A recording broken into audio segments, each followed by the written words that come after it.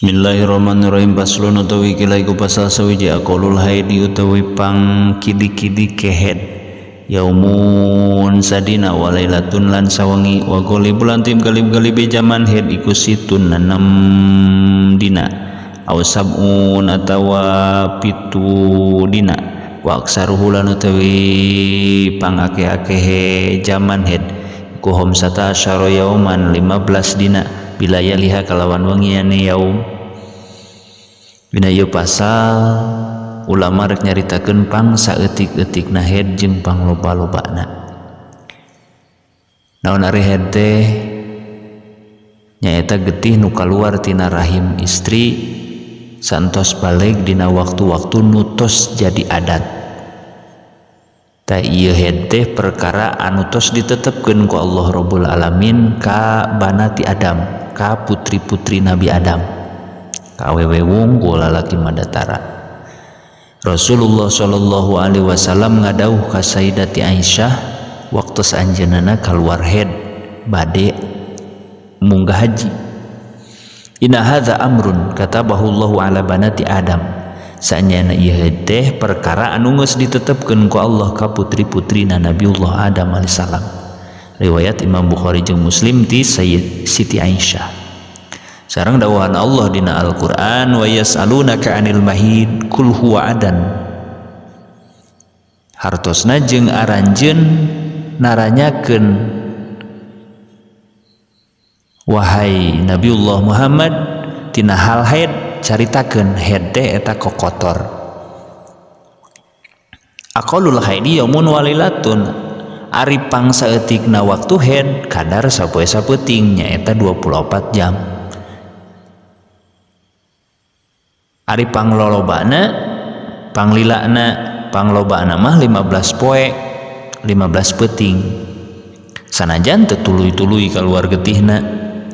Nu jadi dalil aya anu nyata dina ieu kadar kalawan istiqra penyelidikan Imam Syafi'i terhadap awewe bangsa Arab waktu harita. Lamun getih kaluar panyakit lamun getih kaluar pegat-pegat dina zaman 15 poe tuluy dikumpulkeun jumlahna aya 24 jam eta kabeh head disebutna. Lamun teu nepi kana 24 jam eta lain head tapi getih pasid, getih panyakit, getih rusak. Ari galibna kabiasaanana eta head teh lilana teh 7 poe. Sedengkeun sakarina bulan eta suci sasesana. Jadi pan lamun 30 poe teh mah genep poe head sasesana suci. Dauhan Kangjeng Rasul ka Hamnah binti Hajash, innama hadihi raqnatun min raqdatun min raqadati syaitan fatahayyadhi sitata ayamin aw sab'ata ayamin fi ilmillah. Hartosna saenyana ieu getih tejehan tina tejehan syaiton. Kusabab eta anjeun kudu ngalakukeun head genep atawa 7 poe dina ilmu anu dipaparinkeun ku Allah. Tuluy anjeun mandi sahinggakeun di mana geus ngayakinkeun yen maneh geus suci jeung bersih, maka kudu salat anjeun 23 poe atawa 24 poe. Jeung kudu puasa anjeun maka eta cukup ka anjeun. Jeung cara kitu dipigawe ku anjeun dina saban bulan seperti sok head jeung sucina kaum awewe dina waktu head jeung sucina aranjeun. Riwayat Imam Abu Daud jeung Imam Tirmidzi. Anapun ari maknana tarima head jeung hukumna dina ilmu anu dipaparinkeun ku Allah ka anjeun tina adat kaum awewe naha genep poe atawa 7 poe anu dimaksud galib maranehanana sabab mustahil ittifaq kabeh awewe kana hiji adat.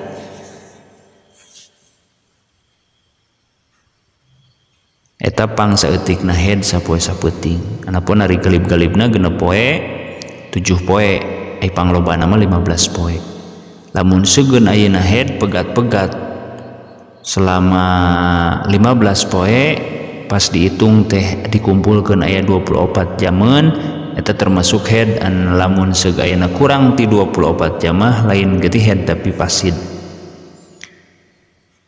Saterasna aqalu tuhri utawi pang kidi-kidi ke suci bainal haidotaini ing dalam antarane hadroro hamsata asyara yauman 15 poe wa qali bulan tib galib-galib suci ku arba'atu wa isruna 24 dina yauman aw salah satun atawa 30 wa isruna lan 3 lan 20 ya apan yauman dina wali ahada wal ahada wala hadalan oranana bates li aksarihi kadue akeh-akehe zaman suci. Pangsa eutikna suci antara 2 kali head nyaeta 15 poe. Anu jadi hujah nyaeta istiqra al Imam Syafi'i jeung karna saban bulan galibna henteu kosong tina head jeung suci di mana panglobana head 15 poe lazim pangsa eutikna suci eta 15 poe. Jeung teu aya watesna pikeun panglobana suci kalawan ijma ulama.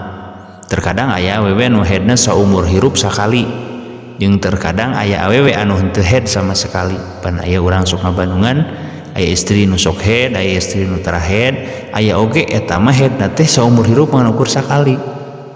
Al-Qadi Abu Thayyib nyarioskeun aya awewe zaman anjeunna anu headna teh 2 tahun sakali. Ari galibna suci sakumaha lila headna, lamun headna genep poe maka sucina 24 poe, lamun headna 7 poe maka sucina 23 poe. Tegasna mah galibna suci sakarina bulan sanggeus galibna head, sabab dina saban bulan galibna henteu suwung tina head jeung suci. Ulama geus nasrehkeun yen henteu aya akhirna pikeun umur head, ngalirik kana yen head eta mungkin sapanjang masih hirup. Tapi umur pegatina head nurutkeun galib nyata umur 62 tahun komariah ieu nu utama. Tapi anu aya di nu nyebutkeun umur 60 tahun, aya deui nu nyebutkeun umur 50 tahun. Sok rajin pan urang ningalinya aya nu umur 50 tahun ka ditu mah pegat headna jarang head, teu head malah mah. Jadi biasanya di masa subur teh di kisaran 50 tahun ka umurna nepi ka umur mimiti baleg we 8 tahun. Aya nu 40 tahun ka ditu geus prehead, aya nu 60 tahun masih kena head. Parupa namanya. Saterasna aqalun nipasi utawi pangkidi nipas majatun sakecretan wa bulan ti galib-galib nipas iku arbauna yauman 40 dina wa aksaruhu lan utawi akeh nipas iku situna yauman 60 dina.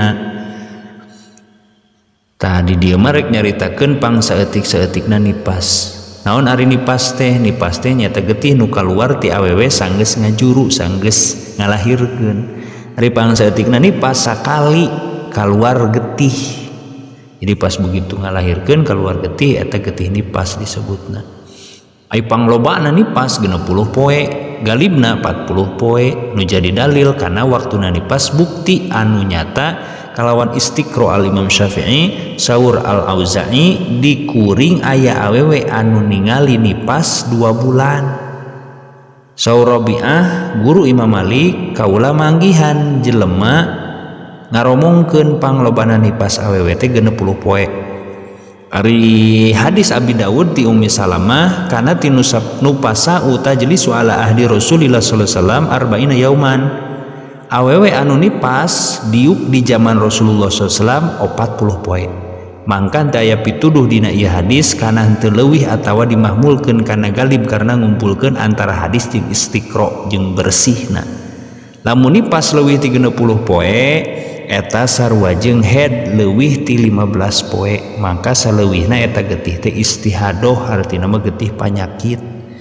Jadi istihadoh teh getih anu kaluar karena panyakit anu ngucurna tina urat deket pianakan dengaranan urat adil sarta kaluarna lain dina poe-poe head jeung nipas. Eta terkait ayeuna darah nu kaluar tina palawangan istri ima haid atawa nipas gitunya. Di awal dicaritakeun pangsaeutikna haid sapoe sapeuting galibna genep 7 poe oge panglobana 15 poe. Ari pangsaeutikna zaman suci antara 2 haid nyaeta 15 poe galib-galibna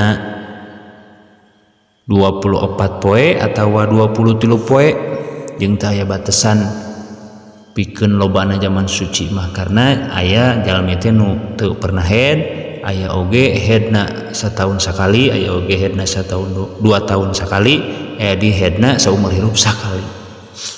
Ari pangsaeutikna nipas sakeceretan sakali, ari galibna mah 60 poe. Ari lolobana nyaeta ai galib-galibna 40 poe, ari panglobana eta nipas mah 60 poe. Wallahu a'lam bishawab.